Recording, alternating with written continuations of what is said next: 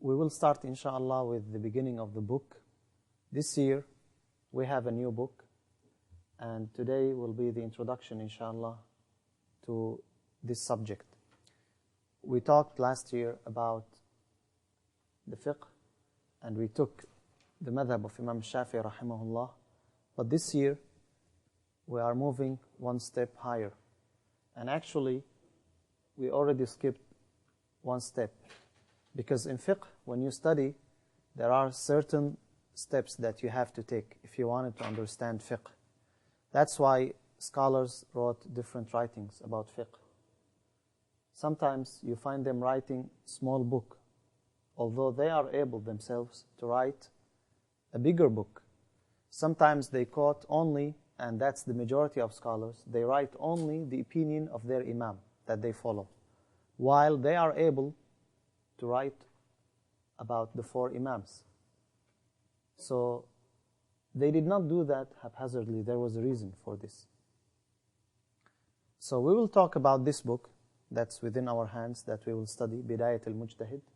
We will talk about the author, the imam who wrote this book, and we will start, inshallah, with the book after we discuss some terms that he used. Because this book is very unique and it is very important as well. In fiqh, in Islam, we have very few books that are written with the same style of this book that we have. Very few books. And you could say that it is almost the only book with its method, actually. To begin with, we have few books in fiqh, which included the four imams, opinions of the four imams. In the fiqh of Imam Shafi'i, rahimahullah, we have few books. We have Al-Majmu' for Imam al-Nawawi. We have Al-Hawi al-Kabir, Imam al-Mawardi. He actually mostly mentioned the opinion of Imam Abu Hanifa, Imam Shafi'i, and Imam Malik sometimes. There is also maybe two more books, Al-Bayan, Imam al-Amrani. In the madhab of Imam Ahmad, there is Al-Mughni for Ibn Qudama. So in each madhab, there are very few books. However, each imam of those scholars like Al-Nawawi or Ibn Qudama, when he wrote the four opinions, his intention was to support his madhab. Ibn Rushd, he follows the madhab of Imam Malik, rahimahullah. However, he was very, very fair and just to some extent. And this is a great feature in this book, that he lists all four opinions. You don't see in his book that he wants to impose his opinion. Although sometimes he starts with the opinion of Imam Malik, rahimahullah. Now scholars and students of knowledge, when they want to list the opinions, they have a method. They don't start with Imam Shafi'i, and then Imam Abu Hanifa, and then Imam Ahmad. You have to start with the historical sequence. Who was the first Imam? It was Abu Hanifa, rahimahullah. Then we have Imam Malik. And then we have Imam Shafi'i. And then we have Imam Ahmad. So you list them in this sequence. Or, if you wanted to start with the opinion of your Imam, that's fine. Some start with the stronger opinion they believe. So you have to have a method when you want to list the opinions. Also, this book that we will study, inshallah, is not for everyone. And you will notice at the beginning it is a little bit difficult, because from the name of it, and we will read that in the introduction today, inshallah, he intended this book to the people who already have adequate knowledge. For them, it is a reminder. And for those who already have knowledge and they are not planning to expand, that's the end for them. They cannot go beyond this. But for those who reached a high level and they want to move forward, this is the suitable book for them. This is the beginning. And then they can move on. There are, as I said, there are many advantages for this book. It is a little bit difficult, and that's the nature of knowledge. You have to struggle. Otherwise, there is no taste for knowledge. Once you struggle, then you will get, inshallah, this knowledge. So we will get to know more about this book once we start reading, inshallah. Also, the author himself, who wrote this book, his name or his well-known name is Ibn Rushd. But his name or his nickname, Abu al-Walid, the father of Walid, his name is Muhammad ibn Ahmad ibn Rushd al-Qurtubi. That's his name, Muhammad ibn Ahmad ibn Rushd al-Qurtubi. And he is known as Ibn Rushd, the grandson. Because there was another Ibn Rushd, his grandfather. His grandfather, he was also a scholar, famous scholar in the Maliki school of thought. But he was not as famous as the grandson. His grandson became more famous.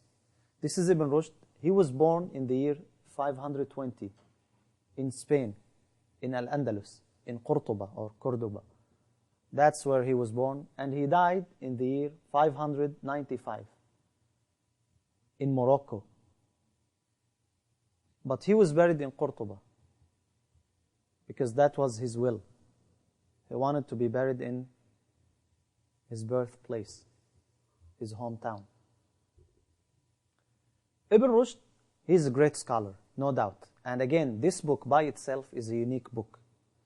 In addition to his religious knowledge, he was a physician, a doctor. And he wrote actually books, Al-Kulliyat, Al-Ilal, about medicine. Also, he was a philosopher. And that's the disadvantage. He translated most of the books of Aristotle.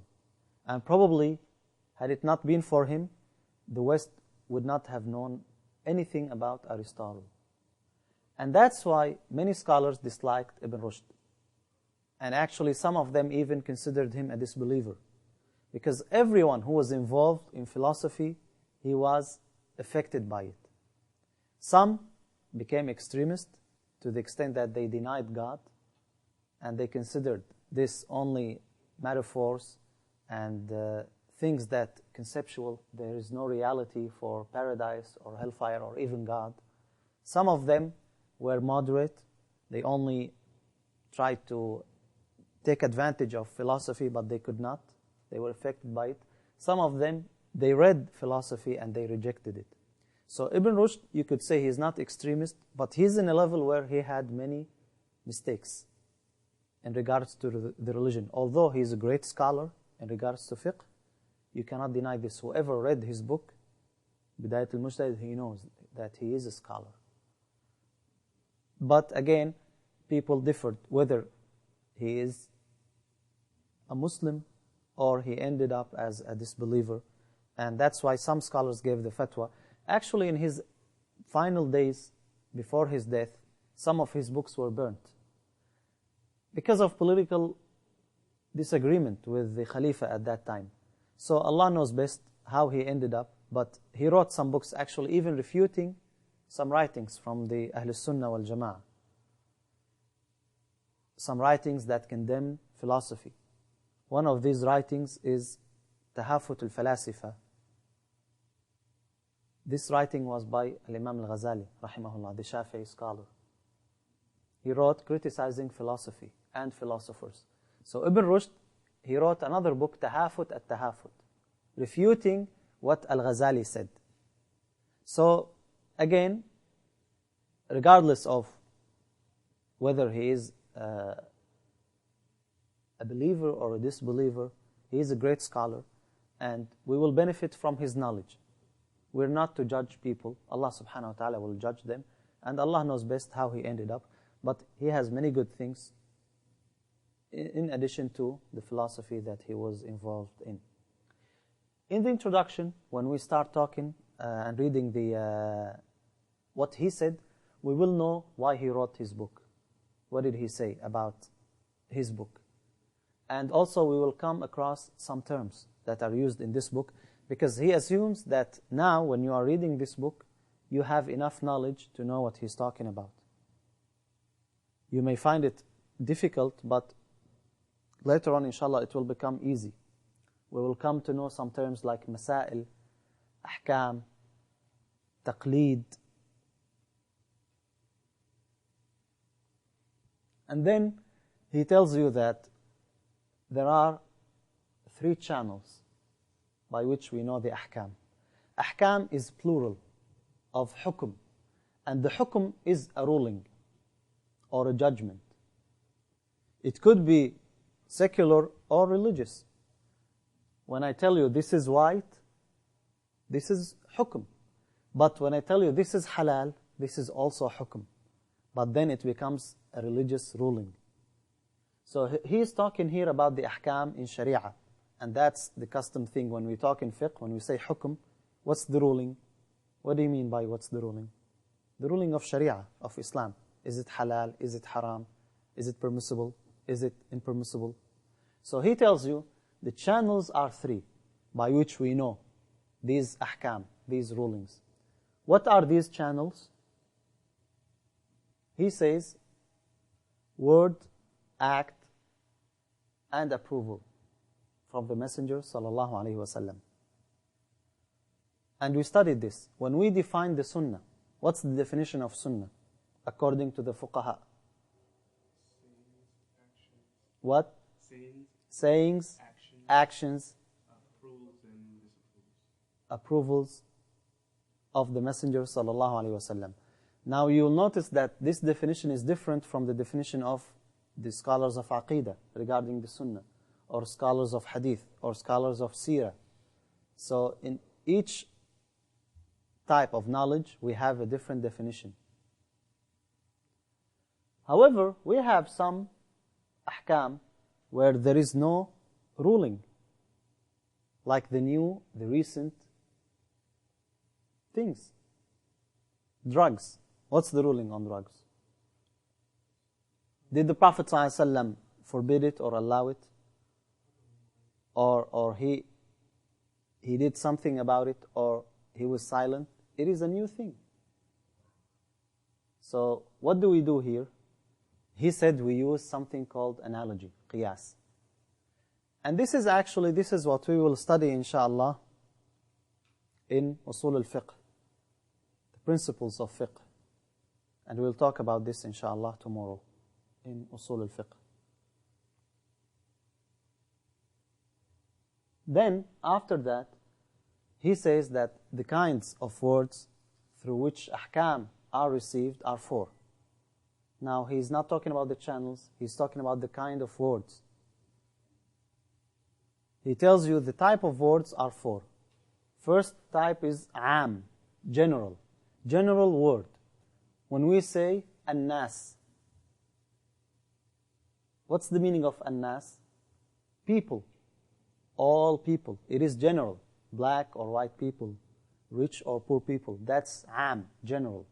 Then we have khas, specific or particular. This particular individual, this person, this type, this time. All these are individual, which we call khas. And again, this is the subject of Usul al-Fiqh. But why he started with this? Because now you'll come across many terms, and you need to know these things when we study the rulings. Because when you study this book, you should already study Usul al-Fiqh. And that's where we will try, inshallah, to work. Then we have the am. The term is am. Allah subhanahu wa ta'ala used this term, am, general. Yet it is intended for individuals. It's not for everyone. Just like in the Quran, when Allah subhanahu wa ta'ala says the disbelievers, and we say, does it apply to all disbelievers, or it's only for one or two people? Like when we say the disbelievers, what Allah subhanahu wa ta'ala meant the hypocrites, or the Jews, or the Christians. The term was am, all disbelievers, but it does not include all of them. It was meant for only those specific people. So this is another term. And then we have the khas, the particular, when it is, application is am, the opposite. It is a specific term, but it applies to everyone. So these are the kinds of words, and it is mentioned in the book. It is mentioned in the book in the introduction. Then he says that the entities to which the hukum is related are either explicit or inexplicit or apparent or probable. There are four entities. And again, this is something which we will elaborate on in Usul al-Fiqh, inshaAllah. The entities of the hukum. whether it is explicit or inexplicit or apparent or probable. This will help you when you give a judgment or a ruling. What came explicit is stronger than what came inexplicit.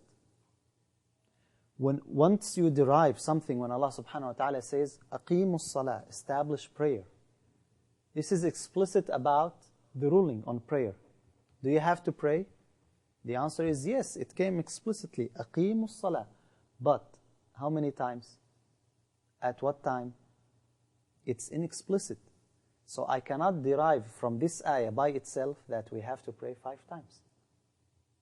So in a sense, it is explicit in mandating the prayer, but it's inexplicit in the number and the times of prayer.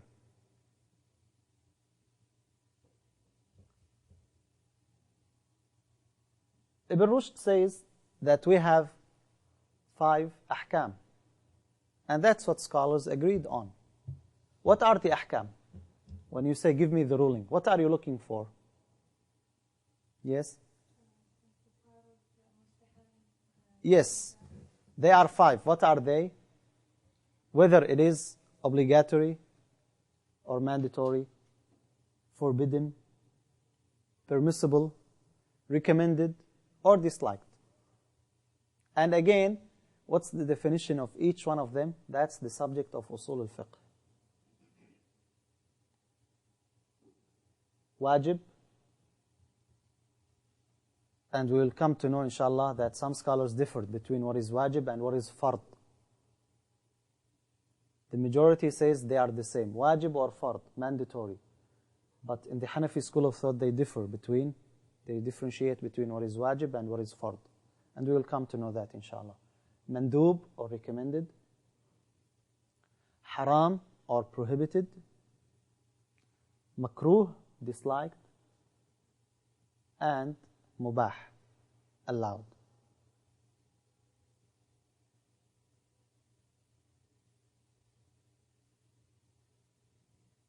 So these are the 5 ahkam or rulings.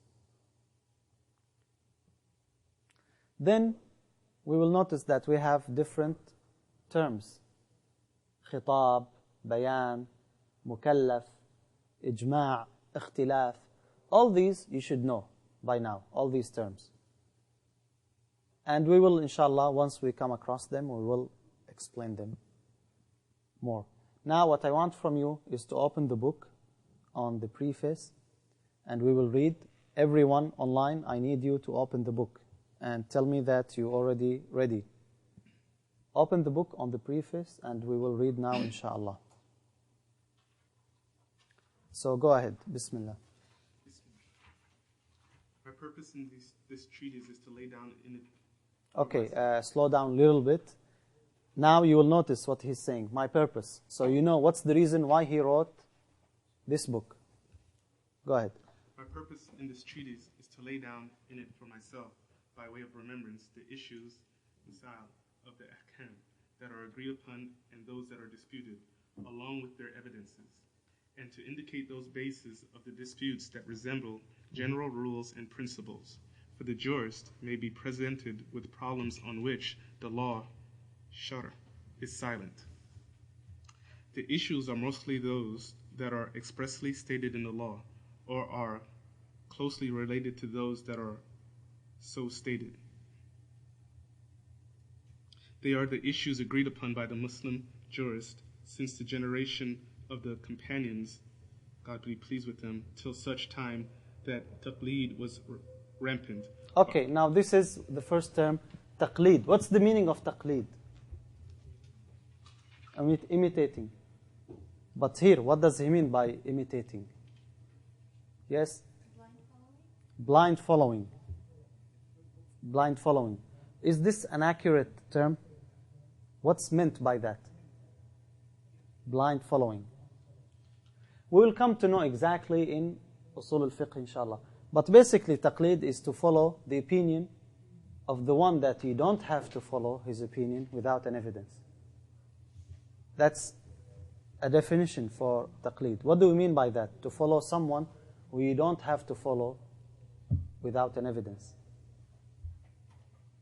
The Prophet ﷺ, when you follow him, you cannot ask him, what's the evidence?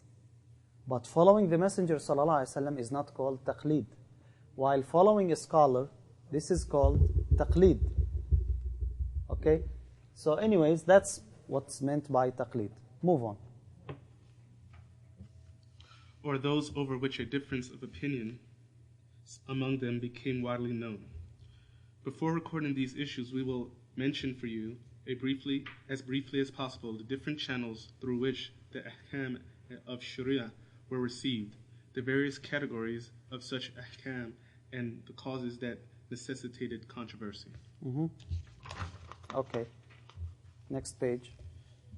We say the channels through which the ahkam were received from the Prophet ﷺ are three in genus: word, act, and approval. Okay. Why this categorizing is important? Because what came through the word is different than what came through the act. Each one is different. And when you want to compare or you want to take one of them, if there seems to be contradiction, you choose the sayings. The sayings are stronger. Because what he did, maybe it is a particular case for himself. Or there was another reason. So that all helps you once you come to choose one of the opinions. Go ahead. With respect to the ahkam about which the lawgiver is silent, the majority, Jumhur, say that the method of attaining them is analogy, Qiyas. And also, we'll elaborate on that, inshallah, in Usul al-Fiqh. Qiyas, again, analogy, it was denied by some scholars. But the majority of scholars agreed that Qiyas is one of the sources of Sharia, because the rulings are limited and the cases are unlimited. The Quran, the words of the Quran are limited. And that's what is amazing about the Quran, miraculous. That although you have limited words, but you have unlimited cases, and the ahkam still apply. How you apply a ruling on something came later after the words are already revealed from Allah subhanahu wa ta'ala. Unless you apply the analogy, you cannot. Okay. The Zahirites maintain that analogy in law. Who are the Zahirites? The literalists. Those who follow the literal meaning without any looking for the interpretation, for the context, and we will know more about them, inshallah. The Zahirites maintain that analogy in law, sharh, is illegal, and that about which the lawgiver is silent has no hukm. Reason, they say, supports this assertion as the incidents occurring among individuals are unlimited, while words, acts, and approvals are limited, and it is impossible to juxtapose the finite and the infinite. You see, they denied analogy, but they used analogy to deny analogy. That proves they are wrong. And we will study this in Usul Fiqh, so we don't want to go through the details of this issue. We will move to the next paragraph. The kinds of words through which the ahkam are received by means of transmitted evidences are 4 in number. 3 are agreed upon, while the 4th is disputed. The 3 that are agreed upon are the general word, am, when applied to all its categories. The particular word, khas, applied to its single category. The general word when its application is particular, and the particular word when its intended implication is general. Included in this is the use of higher order meaning to denote the lower order meaning, and the employment of the lower order meaning to indicate the higher order meaning. Okay. Did you lose track now? Okay, and I'll use the same examples that Ibn Rushd used. He's telling you that the words that are used, they are different, and each one has a different ruling. The am, when its implication is also am, like when Allah subhanahu wa ta'ala, the flesh of swine is forbidden. What does that mean?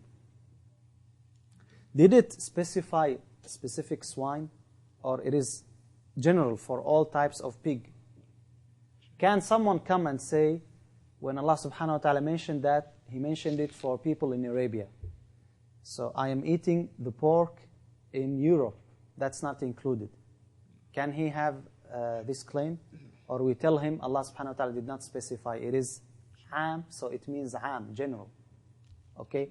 The other example, when Allah subhanahu wa ta'ala tells you in the Quran about your parents to treat them good and not to say even this word, or uff. فَلَا تَقُلْ لَهُمَا أُفٍّ. Do not even tell them this. What does that mean? This is a specific word, right? If someone came and said, I can slap my father or hit him because there is no evidence forbids it, I will not complain or tell him uff, because that's what Allah subhanahu wa ta'ala mentioned, but He did not mention anything else. So what do you say here? You say that Allah subhanahu wa ta'ala mentioned this thing, the lower, to tell you that what is higher is also forbidden. If this word is forbidden, whatever is greater than it is forbidden also. This falls under khas? Yes, this is khas, where it denotes higher meaning. When you are forbidden to say off, that means you are forbidden to hit. You are forbidden to do any act of disrespect. Where did you learn this? From this ayah. From this ayah. And then we have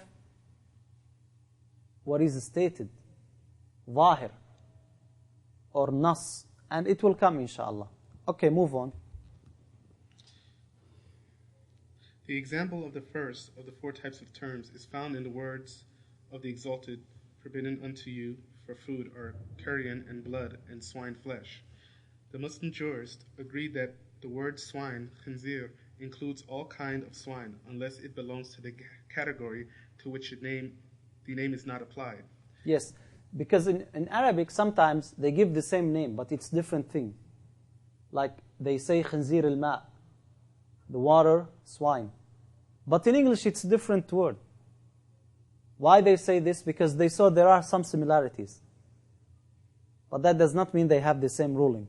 But in general, every swine, it is forbidden.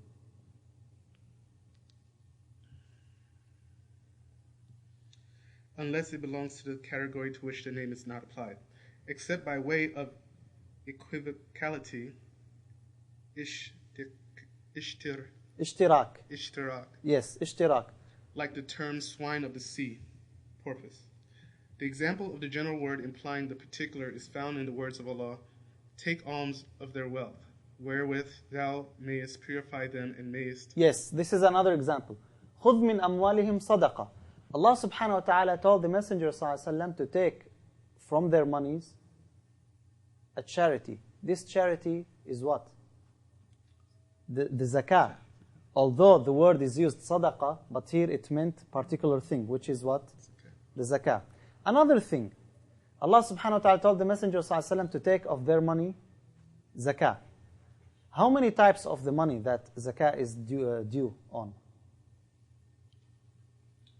If you remember this from last year. Yes? Of wealth? Like excess wealth that you have. Which excess wealth? The one that you're not. We have categories of money that zakah is due on. How many types? We have some answers online. Some say 8. Gold. 5, exactly. Some say 5. That's correct. We have 5 types. Although Allah subhanahu wa ta'ala told the Prophet sallallahu alaihi wasallam to take of their money, did He specify? No. So what do we say about this? It is general, but what is intended or what is meant is what? Particular. عام أريد به الخاص. Again, this issue of usul al-fiqh. That will help you when you derive the ruling, when you weigh the evidences and choose. Is it particular and what's meant is particular, or it is عام, and so on and so forth. Take alms of their wealth, wherewith thou mayest purify them and mayest make them grow. The Muslim jurists agreed that zakah is not obligatory on all kinds of wealth. Now, the example of a particular word having a general intent is evident in the words of the Exalted, say not fi, unto them nor repulse them, but speak to them a gracious word. This is the case of the indication of a higher order meaning through the lower, as the prohibition includes beating, abuse, and whatever is more grievous. If someone told you what's the evidence of forbidding beating the parents, the ayah does not talk about beating. The ayah is talking about what? Uff, the word. But you tell him, since this little thing is forbidden, that's an indication that whatever is higher is what? Forbidden as well. Okay. The authority demanding the commission of an act uses either the form of a command or the form of a report implying a command. Similarly, the authority demanding omission of an act employs the form of proscription, nahi, or the form of a report implying proscription. If words occur in these forms, is the demand for the commission of an act to be interpreted as an obligation or a recommendation, as will be discussed under the definition of wajib and mandub? Yes. Now, when Allah subhanahu wa ta'ala says do, does that mean it's recommended to do or you have to do? In principle, yes. The order means you have to do it, unless there is another evidence, and we will know this inshallah also. Or is interpretation to be abstained from till another evidence indicates either one of the two? There is a difference of opinion among the jurists in this, recorded in books of usul of fiqh. Same is the case with the forms of proscription, whether they indicate disapproval, karaha, or prohibition, tahrim. Or You see, all these terms are used in Arabic, but we're trying to translate them. It's better for you to know these terms in Arabic. Karaha, tahrim, nahi. Or do not indicate either. In this too, there is recorded a difference of opinion. The entities to which the hukm is related are indicated by it either through a word with a single meaning, and this is known in the discipline of usul fiqh as nas. Nas. Nas. What does that mean, nas? Means it's meant specifically that it has no other meaning. Nas. When Allah subhanahu wa ta'ala says, aqimus salah, what do you mean by salah here? Establish prayer. It's known what is prayer. No one can come and say, no, here it means something else. Because salah means dua and means it's known what is meant here. Nas, explicit. There being no dispute about the obligation of acting in compliance with it or through a word having more than one meaning, and this is of two types. If we have a word that has two meanings, this is divided to two types. The word may indicate an equal disposition toward the different meanings and is known in usul fiqh as mujmal, having equal probabilities, and there is no dispute that it does not obligate a hukm, or it may be inclined towards some of these meanings more than it is towards the others. Either this word has two equal meanings, or it has one major meaning and then another probability for another meaning. And is known with reference to such indicated meanings as zahir. If it has two meanings, one of them is stronger. Once you hear the word, which meaning you should take? The stronger, which we call al-zahir. That's what we understand. Unless there is another evidence that the lower meaning or the smaller meaning, that's what is meant. And again, this is the issue of usul al-fiqh. Zahir, manifest, apparent. And with reference to other probable meanings as muhtamal, probable. If such a word is used in an unqualified sense, it is to be applied to its apparent meaning unless another evidence indicates its application to its other probable meanings. Okay. Again, all these things are issues of usul al-fiqh, because studying usul al-fiqh is important. It gives you the method, how you derive the rulings. And we'll talk about this inshallah in usul al-fiqh. Now we move to another issue. that he mentioned in his introduction, which is the reasons of disagreement amongst the scholars. Now, why do we have 4 imams with different opinions? And sometimes we have not only 4 opinions, but actually we have 10 opinions. Why scholars differed? Remember last year, we talked about this, and we mentioned many reasons. Ibn Rushd, he mentioned 6 reasons, and that's what I want you to know at least. From the book, in the introduction, he mentioned 6 reasons. So let's read them and see the reasons of disagreement amongst the scholars. Thus, there occurs a difference of opinion among the jurists about the ahkam of the lawgiver. It, in fact, takes place mostly due to 3 reasons. The equivocality, ishtirak of the word applied to an entity with which the hukm is associated. The equivocality... We already said that this will be discussed later. Move on to the 6 reasons for disagreement. Next page.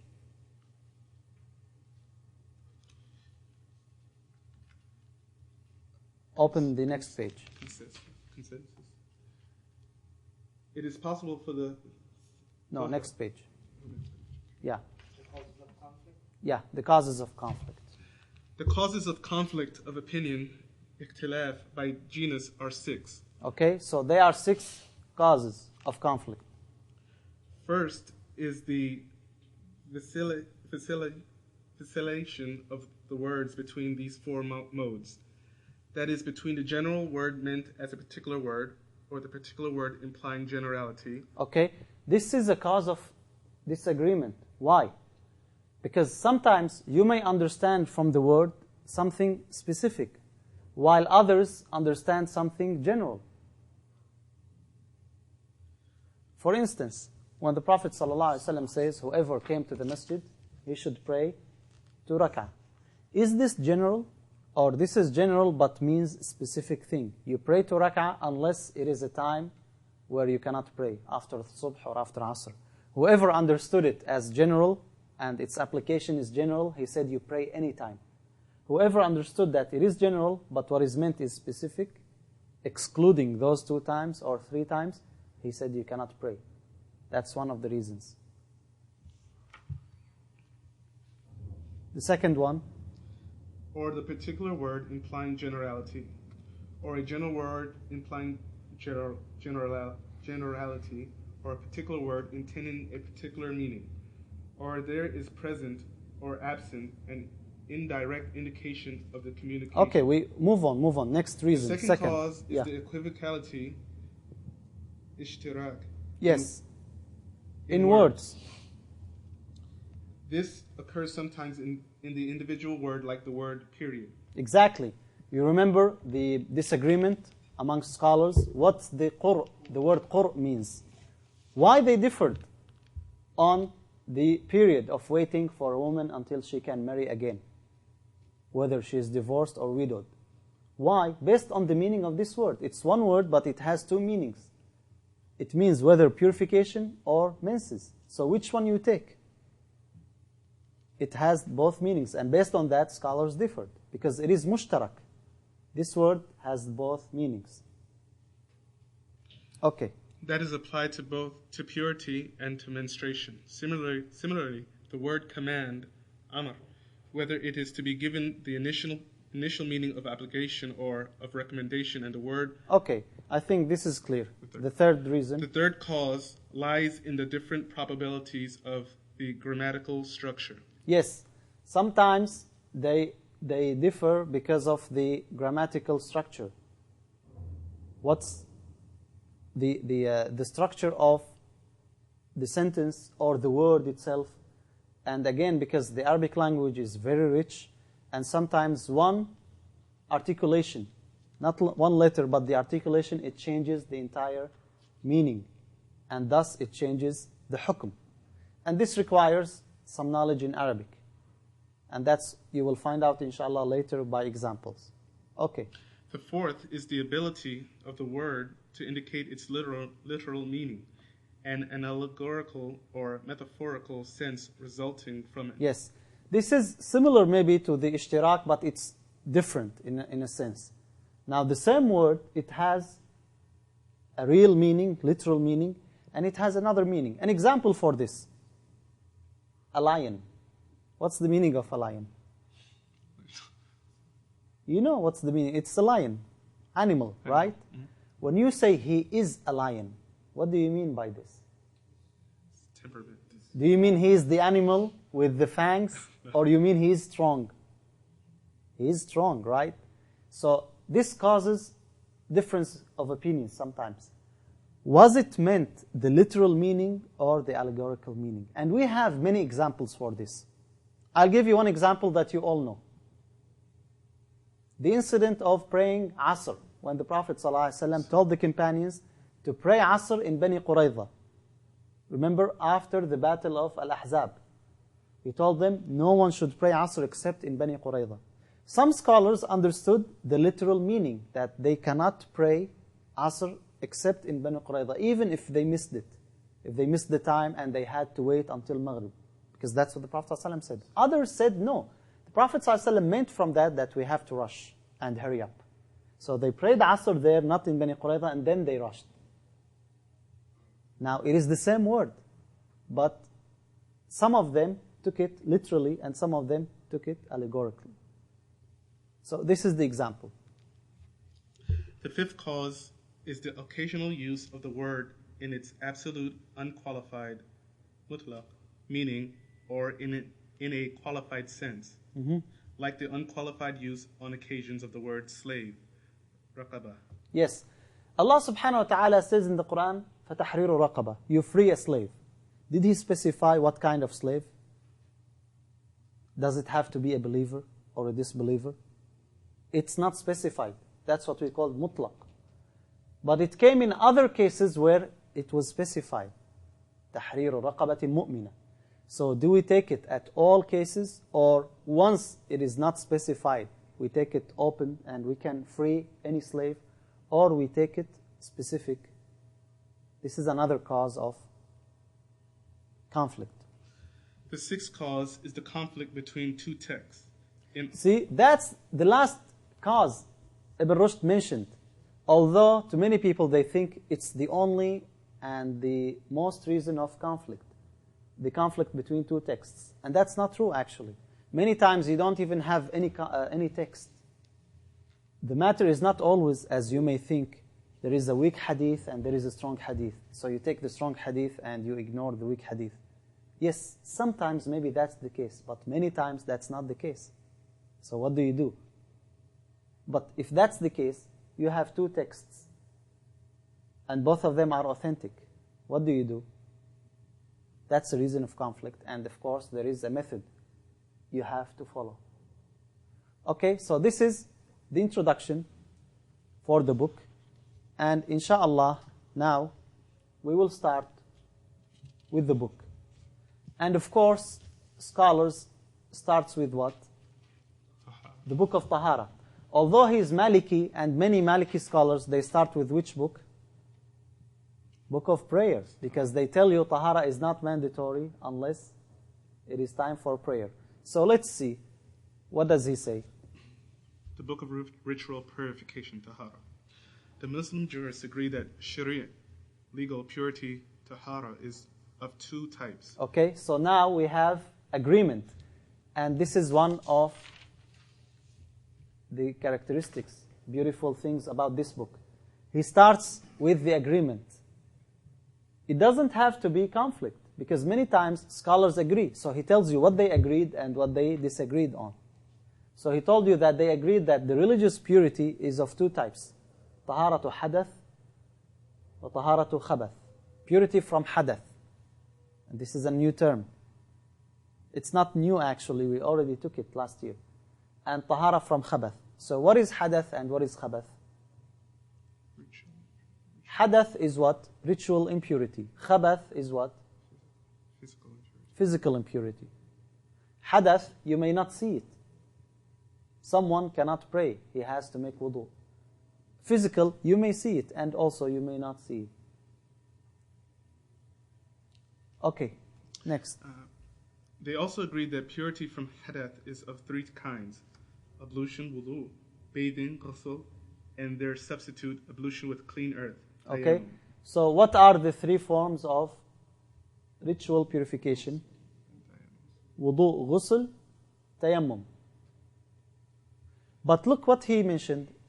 Tayammum could be alternative for wudu and could be alternative for ghusl. But he mentioned wudu, then he mentioned tayammum. Why? There is a reason for that. Okay? Scholars always mention the sequence for a reason. They don't put things for no reason. He mentioned wudu because that's what you need most, and that's what most people do. Then he mentioned tayammum because also that's more needed.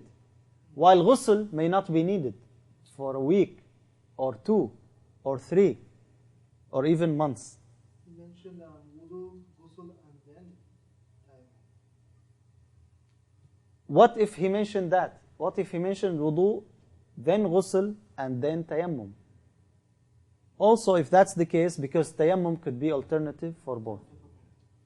See? Okay, next. The book of ablution. Wudu.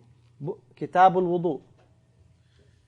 A comprehensive discussion of the principles of this type of worship, ibadah, is covered in 5 chapters. This is another beautiful thing about the book. When I asked you about the advantages, the features of the book, he summarizes what you will study at the beginning. See, he starts with the agreement and then he mentions the disagreements, but also he summarizes. Now he is telling you what you will study. He's telling you that there are 5 chapters. Okay. Chapter 1 relates to the evidence of its obligation, on whom it is obligatory and when. Chapter 2 is about the identification of its acts.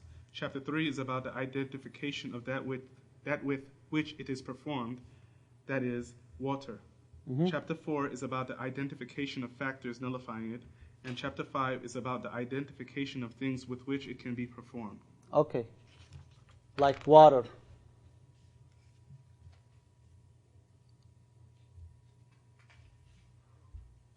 You mentioned the 5. Chapter 1, the evidence, dalil of its obligation. Okay. We will start with chapter 1, the evidences. Why he started with this? Before we discuss the acts, before we discuss the nullifiers, before we discuss the things that we can use as water for purification, we need to know, why do we have to use this? Imagine if you started by saying, this is how we perform wudu, and someone came to you and asked you, why do I have to do wudu? What do you tell him? Oh, you stop and you say, you have to because that's what the Prophet ﷺ did, but he will ask you, I need an evidence that I have to do it. So that's the logic. That's how you start with what mandates this thing. What's the evidence that wudu is mandatory? The evidence of its obligation is in the Quran, Sunnah, and Quran, Sunnah, and Ijma'. You always try to list all the evidences you have.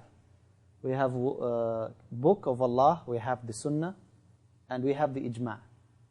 And of course, we start with the book of Allah subhanahu wa ta'ala, where it says in the book of Allah that you have to perform wudu. You need to know. It's in the Quran. Where in the Quran? There are 140 surahs in the Quran. In which surah? What ayah? You need to know this. That's basic knowledge that you already should know by now. In the Quran, it is the words of the Exalted, O ye who believe, when you rise up for prayer, wash your faces and your hands up to the elbows. Okay, so that's a command. Allah subhanahu wa ta'ala tells you, when you want to pray, what do? You wash your face and hands. That's the wudu. So Allah mandated wudu once you pray. So that means wudu is mandatory. What about the Sunnah? Okay, he mentioned the Quran. What's from the Sunnah that tells you it is a must to do wudu? Do you know? You need to know. What's the evidence from the Sunnah? What hadith? There are many ahadith. Sallallahu Alaihi Wasallam. Do the same way I do the wudu. But he doesn't say that you have to do it. Maybe he is recommending to you that, just like the prayer, Sallu kama ra'aytumuni usalli, pray as you saw me praying. But for wudu, what's the evidence? Hmm? Hadith Abdullah ibn Umar. What is this hadith? What is this hadith? What is your knowledge of the Sunnah of the Messenger sallallahu alaihi wasallam?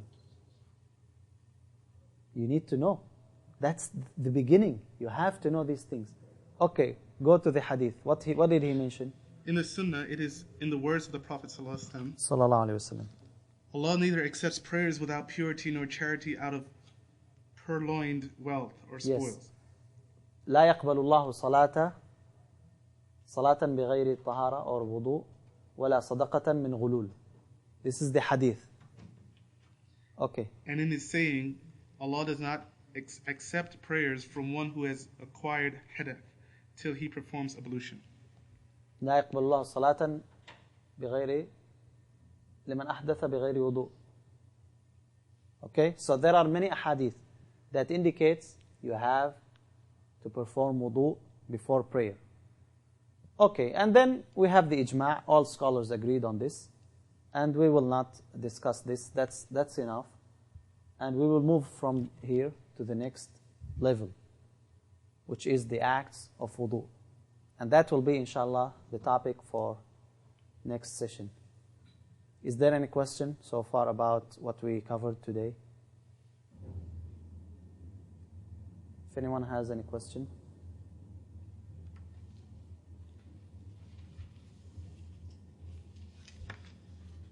Okay, it seems we have a question from the students online.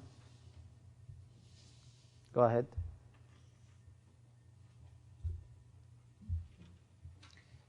This thing will be covered, inshallah, in Usul al-Fiqh. The paragraph about proscription. Any other questions?